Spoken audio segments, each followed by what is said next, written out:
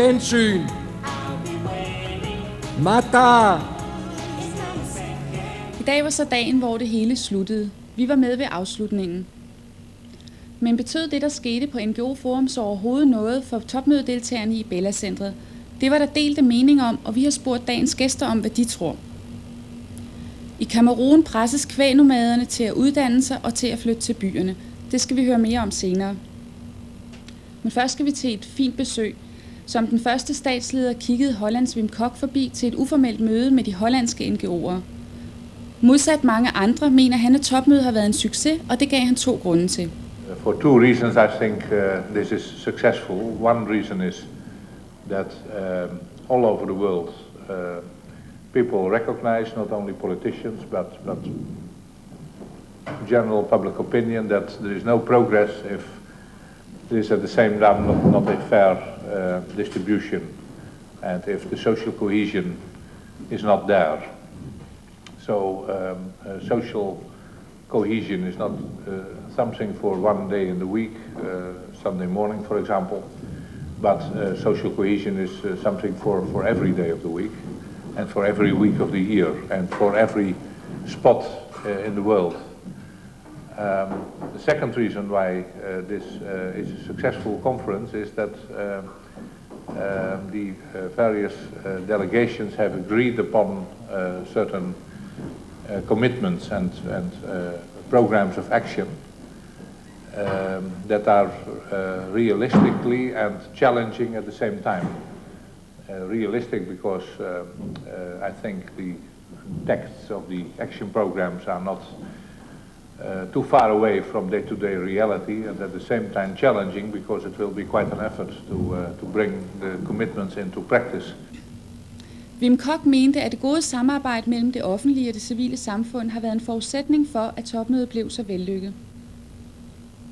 I Afrika tvinges mange omvandrende nomadegrupper og hyrdefolk til at opgive deres oprindelige levevis. Vi har talt med generalsekretæren Nuhu Salihu Fao fra en lille NGO-gruppe fra Kamerun. Han er på NGO-forum for at gøre opmærksom på nomadegruppernes specielle problemer. Nomadism has been a way of life to them, and their value system has always been the cow, which is the central element in their life and identity. So they cannot with such a lifestyle that is coming under threat, it does affect their whole lives. In the sense that they are now being bombarded by other more influential cultures, and where they are forced to settle and practice other activities like farming themselves or like going to school, which was not actually their culture or way of life, of the way they perceive life. There is a lot of alcoholism, which results from frustration, from this inability to adapt to these new values. I feel a little bit disappointed about the question of pastoralist people. There have been seminars organized where the rights of indigenous people have been addressed, the rights of women have been addressed, the rights of children have been addressed, and actually I have not met up till now any person who is addressing the question of pastoralist people. Nuhu Salihu Fao frygter, at de sidste oprindelige nomadefolk langsomt vil gå til grunde. I søndags mødtes NGO Fredsforum, der er en sammenslutning af 12 forskellige fredsgrupper. De prøver at finde løsninger på konflikter uden brug af vold og krig. Vi har talt med Claus Rasmussen fra Center for Konfliktløsning og Erik Lau Christensen fra Interreligiøs Debatforum. Konflikter er jo i sig selv utroligt interessante og spændende og gode og alt det der. Man kan sige, at det er ligesom det udgangspunkt, som kan føre i destruktiv retning eller i konstruktiv retning, hvor hvis vi går ind meget sådan hverdagsmæssigt og siger, jamen, altså, hvilke metoder kan vi bruge til at styre den her konflikt, så kan vi få folk til at tale sammen, i stedet for at slå hinanden ihjel. Der var en pige i går, som snakkede om tortur, og hun nævnte blandt andet det der, at man bruger cigaretten til at torturere med, fordi man vil ødelægge vedkommendes identitet. Ikke? Det øjeblik, der sidder en iraner her, som er blevet tortureret med cigaretter, så vil han hver gang en i et hyggeligt selskab tænder en cigaret, blive husket på den tortur, han har været udsat for. Og der må man så gå ind og gøre cigaretten, hvad skal vi sige, altså afmystificere den, arbejde videre, sådan, så han kan holde den situation ud i dag? Det, der er det vigtige i den her sammenhæng, det er jo at se, at konflikten, krigen, er jo kun et resultat af en strukturel vold, en social ulighed, en situation, som har været uholdbar. Og det er vigtigt at få overført de erfaringer, der ligger fra en tilgivelse til en anden måde at tænke på. Samfundet er i dag baseret på, at magt er det samme som vold i virkeligheden. Vores love bygger på, at der er politi, der er i stand til at gribe ind, hvis lovene ikke overholdes. Der ligger en magt bagved. Og den magt, som vi har bygget samfundet på, og tankegangen i samfundet, er spørgsmålet om magt. Altså magt i form af vold. Og det vi har brug for, det er at lære at kende, hvordan kan vi bygge på en tanke om kærlighed i stedet for. Så sikkerheden ligger i, at du kan klare dig selv, ikke med at slås, men fordi du hviler i dig selv. NGO Fredsforum foreslog, at NGO-organisationerne slog sig sammen og grundlagde en fælles folkelig tv- og radiokanal. Efter 10 interessante dage på Holmen er det slut. Den officielle afslutning fandt sted i Moto-Torpedobådshallen. Blandt talerne var Wangari Maathai fra Kenya. We came to see and we have seen. We came to hear and we have heard. We came to share and we have shared. What we can do now is to go home and deal with the politics and the trade and the business of this world and try to put in that duality that has created the developmental model that has victimized so many of us. In that duality, let us put a new dimension of human values. And we in the NGO community represent those values. And we live those values. Let us go out now and live them with even a greater commitment. Thank you very much.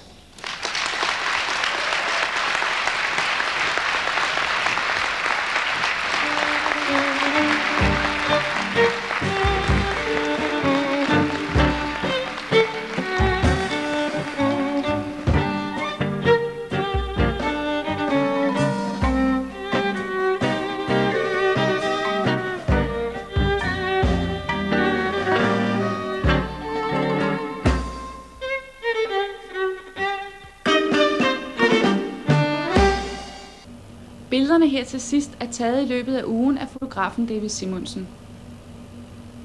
Og nu til lidt nyt fra andre af dagens hændelser på NGO Forum. Vi slutter her fra Holmen samme sted, som det begyndte, nemlig en rickshaw. Om 180 dage er det i Beijing. Efter 10 dage med intense møder, diskussioner, kulturopvisninger og heftig socialisering, lukker Holmen portene kl. 6. 5.500 mennesker har været registreret som deltagere.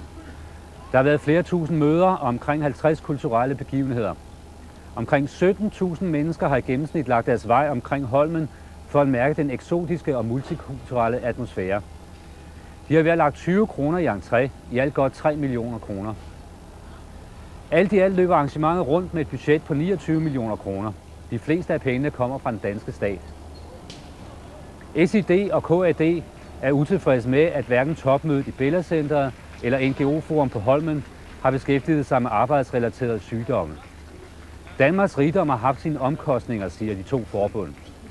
Ud af 25% af danskerne i den arbejdsdygtige alder, der modtager hjælp fra staten, lider halvdelen af sygdomme, som de har fået igennem deres arbejde.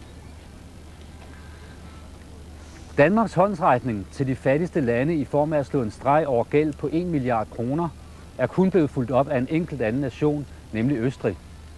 Østrigs kansler Franz Vranitzky har eftergivet en gæld, der svarer til 600.000 kroner. Den tibetanske ungdomskongres har på et møde på Holmen beklaget, at det globale samfund ikke vil irettesætte supermagten Kina for sine overgreb på menneskerettighederne. Hans tale blev kun hørt af 60 NGO'ere og ganske få journalister. FN's fattigdomsur blev slukket kl. 14.30 søndag. Men selvom tallene ikke lyser, så tæller uret stadig. Uret bliver igen sat op på kvindekonferencen i Beijing til september. Da det blev slukket på Holmen, så tallet af børn født ind i fattigdom sådan ud. Uret blev sat i stå, men desværre bliver stadig mange børn født ind i fattigdom. Forhåbentlig bidrager topmøder og NGO-forum til, at færre mennesker må leve i fattigdom fremover. Peter Hjort har spurgt tilfældige mennesker, om de troede, at NGO-forum har haft indflydelse på den endelige topmødeerklæring. Ja, på grund af, at jeg tror, at folk kan få en indsigt i, hvad der sker rundt omkring i verden ved at deltage i alle de her debatter her. Det er jeg ikke sikker på, det har. Det tror jeg egentlig ikke, det har. På ingen måde. Hvorfor ikke? Fordi at det virker mere som en medieflok for mig. Hvordan? Sådan at hvis man ser, at folk går ud af en, så kan jeg ikke se, om de går hjem med noget. Og mit indtryk er, at folk ikke går hjem med noget. Jeg har ikke ændret nogen holdninger, eller jeg tror ikke, folk ændrer ret mange holdninger. Vi har gået rundt og kigge på boder, eller der er ikke rigtig noget, der sådan slår. Men tror du, der er nogle af dem, der har været med til at lave, altså nogle af alle organisationerne, tror du ikke, de har haft en indflydelse på den endelige topmødedeklaration? Nej, det tror jeg ikke. Så havde de været derude. Så havde de ikke været her. Det er svært at svare på. Det kommer an på de forskellige mennesker, der har været her, og hvad de vil gøre, når de kommer hjem. Men Danmark har da prallet lidt. Og hvis det kan smitte af på andre lande, altså vi yder jo en stor indsats i de forskellige lande, der ikke kan selv, eller det kan også være vind selv nu, ikke?